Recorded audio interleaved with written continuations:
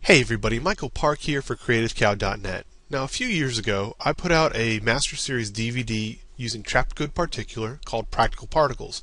And in coming up with all the project files for that DVD, I went through a whole wide variety of ideas. And a lot of those ideas didn't actually ever make it onto the DVD. There's just too much content. So as I was cleaning out my hard drive the other day, I came across a folder that contained all of my project file ideas and thought it'd be a shame to have those go to waste. So I decided to create kind of a particular boot camp of sorts here on CreativeCow.net so that we can go through kind of the basics and the beginnings of particular all the way up through some of the more advanced, and you guys will be able to understand maybe how to use particular a little bit better inside your own work. The first project we're going to tackle is recreating the look of a streaming fountain inside of After Effects. Now we're going to be working on a still frame that I took from our visit to Versailles a couple years ago. My wife and I went there for our anniversary, and as we were walking around the gardens of Versailles, they had the water fountains on. Now I came to find out a little later on that that's a fairly unusual occurrence, and they only turn them on a couple times a month in order to save money and for budgetary requirements. So we were very lucky. And that got me to thinking, what would happen if I went there and the fountains weren't on, and I wanted to have, a little extra special stuff in the background if I had a picture of my wife and myself or something like that, since that was really a once-in-a-lifetime occurrence for us to travel out there. So I thought, well, maybe we could, create our own fountain streams, and that got me thinking about this project. Now you might be wondering, why in the world would you use After Effects for a still frame? Why not use something like Photoshop? Well, the answer to that is fairly simple. I think After Effects is the best tool to use. If you were to go into Adobe Photoshop, you could paint this stuff in with a brush and texture it and everything else. But the problem is, if you were to try to go move stuff around or change the physics or change the arc or angle, you'd have to basically repaint it or use some sort of liquify tool or something else. Just a really big pain in the can. Whereas if you go inside of After Effects, since it's built for animations and for particles, you can do this rather easily. I have this stream that I've superimposed here coming up and down. If I wanted to change that inside of Photoshop, I'd have to recreate the entire thing. Here inside of After Effects, all I need to do is drop down my particular settings and say I want to change the angle of it. I can simply change my rotation, and it automatically updates in real time, basically. So much more efficient to work inside of After Effects when it comes to particular or particles or any type of animation. Okay, enough about the theory of why we're working inside of After Effects instead of Photoshop. Let's go ahead and get started with the actual project. What I'm going to do is basically just delete the layers here that I don't need, and all I have in my project folder right now are a final composition which is set to 800 by 450. The frames per second don't matter since we're only using one frame. And I've set this at a low resolution just so we can see it a little bit better and update faster in this tutorial. I also have an image, which is a rather large image, a 3K image, that I took over in Paris. And if we double click that and bring it up, you can see that it's pretty good size. We got plenty of area to work in. I've dropped it into the composition and scaled it down to about 27%, and that gives us enough headroom to work inside of our composition. Okay, let's go ahead and get started with bringing in some of our particles. What we need to do is create a new layer by selecting the composition and choosing Layer, New, Layer, or Solid, or hitting Control Y, and we'll call this Particular. Make sure it's comp size, the color of the layer doesn't matter, and let's click OK. Now, obviously, we want to add Effect, Trap Code, Particular. And by default, we have just the normal kind of burst of particles coming out. If we solo the layer, you can see we have this kind of center point with all these particles being emitted outwards. And that's because by default, Particular uses a point emitter and has the direction set to uniform. We need to change this so that all the particles go in one direction. So we need to drop that down and choose directional. What this does is it forces particular to shoot all the particles backwards in space, kind of in one somewhat coherent stream. What we want to do is rotate these particles so they shoot upwards. So we'll change the X rotation to 90 degrees and have them shoot straight up.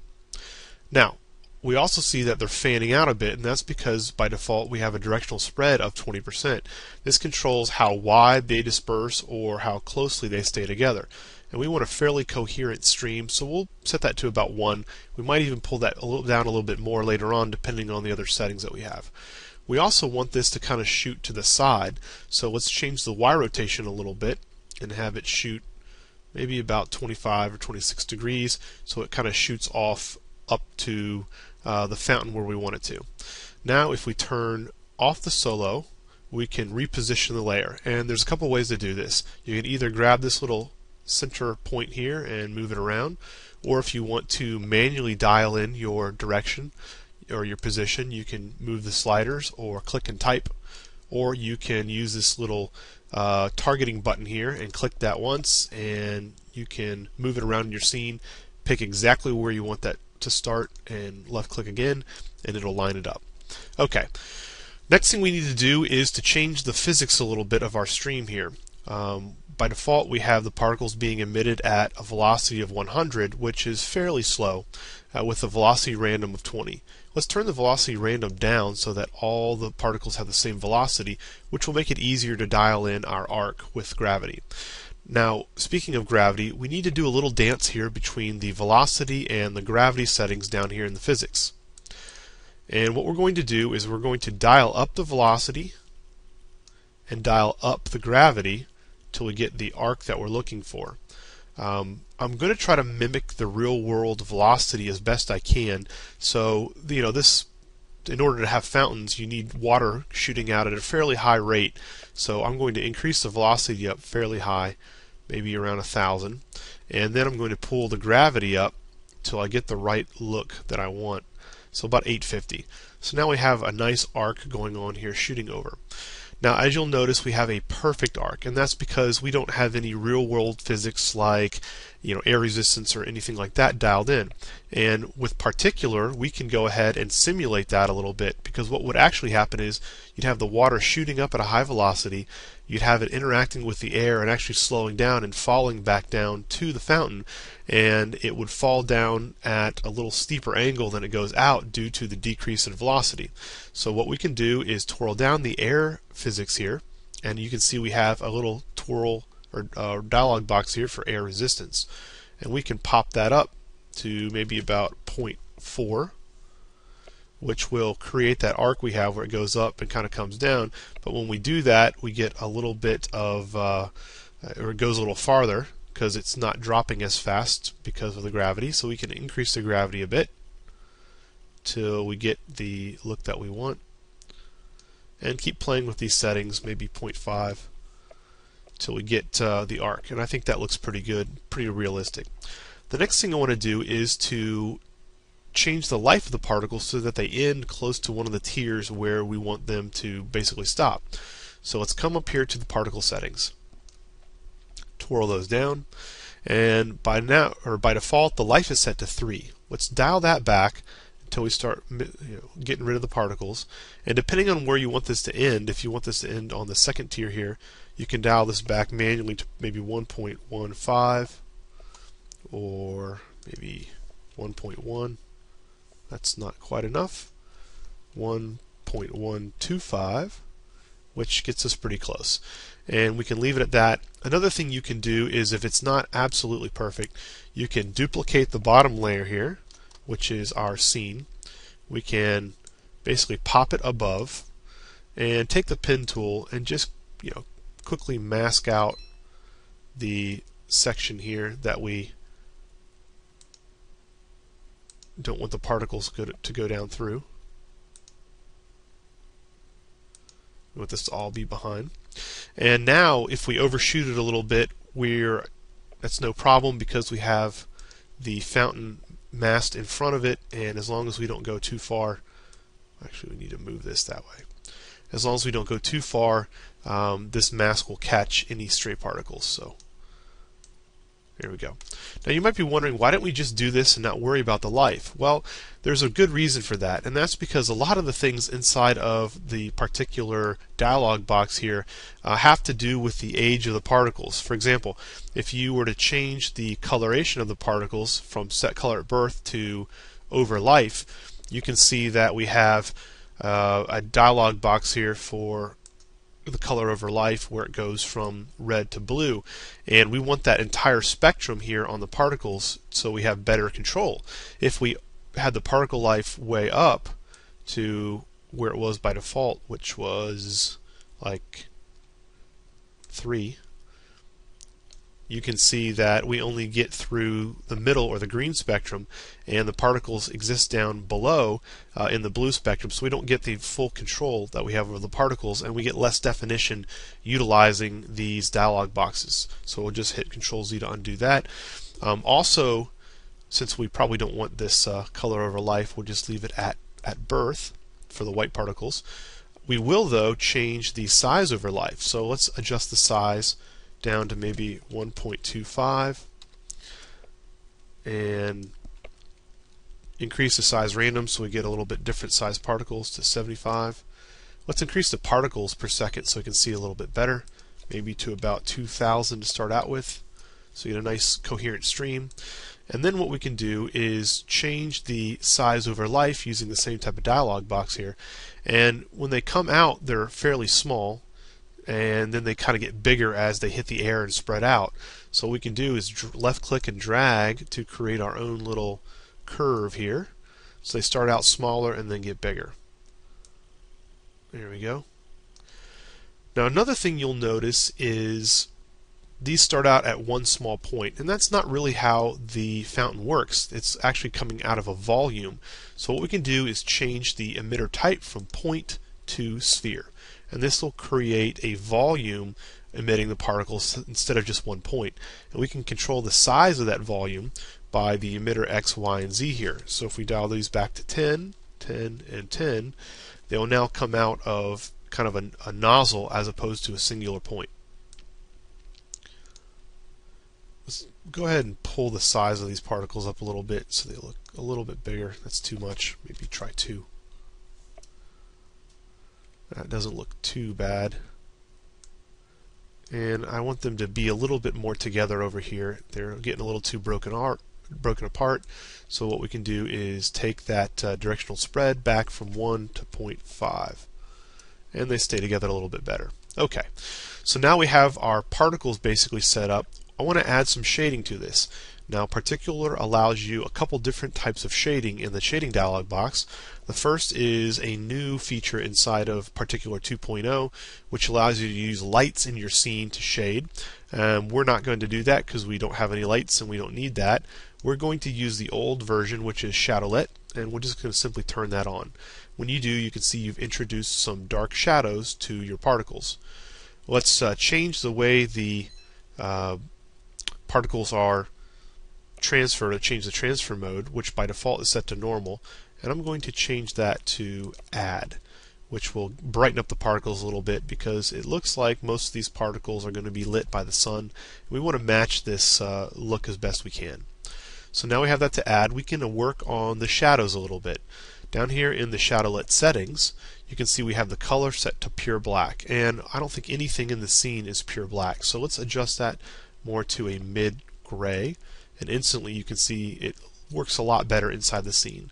We also can play with the color strength and opacity. We can bring the opacity up of the particles and then bring the color strength down and dial in, maybe about 50 there. And we can adjust the size of the shadow, and all these things you can play around with till you dial up the exact look that you're after. Okay, so we've got the shadow kind of set up. Now what I want to do is work on the motion blur. If we go down here to the rendering dialog box, all the way down at the bottom, you can see we have motion blur. Now by default this is set to the comp settings right here. What that means is you can turn on the motion blur for the layer and turn on the global motion blur, and Particular will use the motion blur settings from your composition and your angle and everything else to blur the particles. If you want more control over it or control independent of your composition, you can change this from comp settings to on, and then you get your shutter angle and your shutter phase and your type, which are all going to be independent of the global settings. So let's turn the shutter angle down to something fairly low because we want a little bit of motion blur where the particles are moving quickly. But since this was a still image, you can see that it was a fairly high shutter speed, so we captured a lot of the particles in midstream instead of just the blurs of the particles. So a shutter angle maybe of about 30 looks good, and we'll leave the type at linear. If you go to subframe sampling, basically what that does is duplicates the particles by a level amount, so we get 8 additional particles, and it basically does a subframe sampling and puts more particles in. But in our case, we really don't need that. We just need linear, and that looks good. If this blurs your particles out too much, you can increase the opacity boost, which will just make your particles more opaque, but we don't really need that. Okay, so now that we have our particles set up, what I want to do is do a little bit of color correction. As you can see inside of this, most of these particle streams have a little bit of a blue tint, probably reflecting the sky and the reflection of the sky and the water below it. So let's go ahead and adjust that a little bit. Let's go Effect, Color Correction, Curves. And what I'm going to do is come in here to the blue channel and I'm going to push this up a little bit. Now what this is going to do is affect really only the gray areas inside of our particles because the white can't get any brighter actually, so we can adjust just the shadows. So we're coloring the shadows. We added some blue, but it wasn't this kind of a dark blue. It's more of a lighter blue, kind of a aqua blue. So we'll also come in here to the green settings and push those up a little bit till we kind of match the blue color, and that looks pretty good. Maybe pull the blue channel down just a little bit. There. Now the next thing I want to do is to make this look a little more glossy, and to do that we're going to turn to an effect that's built in inside of After Effects, which is Effect Stylize CC Glass. And what this does is just basically kind of brings everything together and adds some highlights and smooths it out. And you can adjust things like the lighting, the light intensity, and where the light is, the light height, to change the look. So if you want to get more light on the tops, you can increase the light height, and if you want it brighter, you can pull up the intensity or pull it down if you need to dim it out until you match the look of the streams inside of the picture here.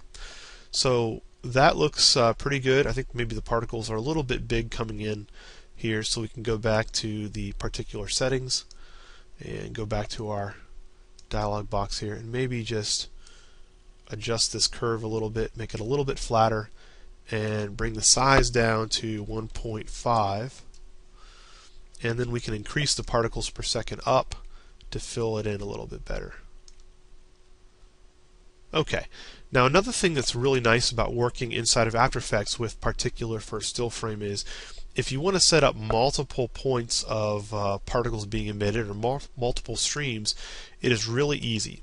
All you need to do basically is, in particular 2 now, you can simply duplicate the particular layer inside of on the same layer basically, and then change the transfer mode of the layer itself.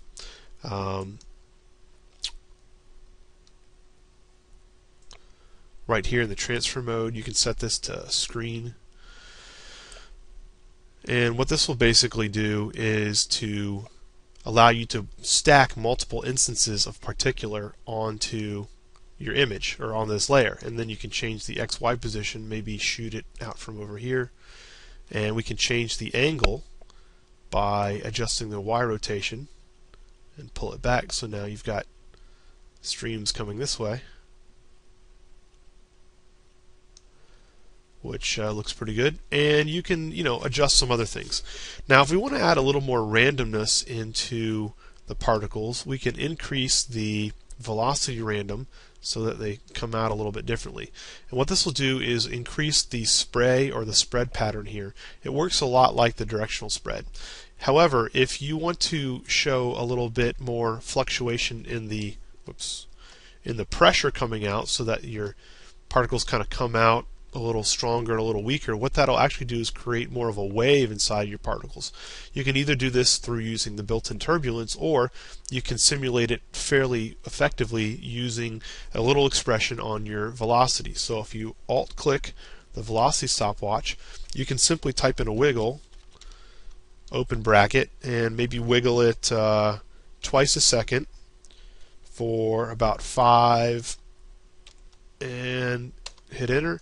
And what will happen if we solo this layer, you'll be probably able to see a little bit better, is you'll end up getting, actually let's exaggerate a little bit so you can see a little easier. We'll make it 50, and that way you wouldn't want it up this high, but you can see that on the right hand stream here, as we scrub through the timeline, you get more of a kind of a random look, as if the pressure coming out fluctuates. So I think a little bit's good, but too much is a little distracting, so we'll set it to 10, and you're still going to get a slight variation, but I think it looks a lot more natural. Okay, and as a final thing, you might be saying, but wait a second, these particles are actually should be shooting back into the background to hit that tier, and that's actually true. We can change our X rotation and dial that back a little bit so that the particles are actually shooting towards the background, and then we can adjust our angles however we need, so it looks like this is actually shooting up to this tier. And you can do that also with the other layer if you need to. You also might be saying, I'm going to just dial that back. You also might be saying, wait a second, you've got some shading coming across here, and if it's coming to this tier, all this is in shadow, and you're absolutely right. Let's go ahead and take care of that. There are a couple different ways that we can do this. The first way is to do it inside of the particular dialog box here, and if you remember, I told you about the color over life. Well, what we can do is change the set color from at birth to over life. Come down here to the color over life dialog box, and this is another reason why it was important to set the particle life as accurately as we could. And we can change this to kind of this white to blue look, and change this to white, and then we can just simply drag this along, create another point here, and make this kind of a steely grayish blue.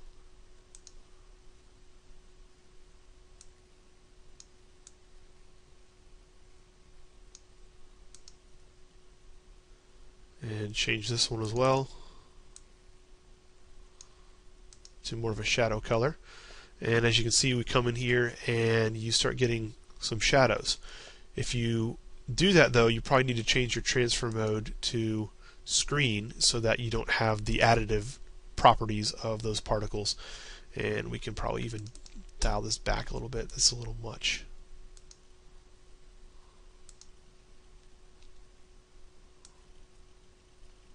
Get rid of that one and pull this back. So as you can see, we're bringing up more of a shadow color, and if you need to change the transition, you can pull that back. Whoops. So now we're getting the shadow or the shaded color, and if you need it much darker down here, you think it's getting, you know, a lot less light, let's add in another and make that really dark. You may need to adjust the color correction on this too if you're going to use this particular way of doing it. The other way would be to pre-compose the layer and then actually add an adjustment layer, mask out the sections of the particles that you want to affect with the color correction, and then use either levels or curves or something to darken the particles a little bit. I might desaturate this now that we have, you know, so much kind of blue in the shadow here. We can use Effect, Color Correction, Tint to desaturate it, and then bring back some of the color by decreasing that until we match up the look. And I think that looks pretty good. So there you have it, using After Effects to generate particle streams in a still image or on a still image. I hope you found some useful tips or techniques for this. This was a fairly basic, straightforward introduction to some of the settings in particular. Hopefully in the future we'll bring you some additional Trapcode particular tutorials which will walk you through some of the other settings that you have.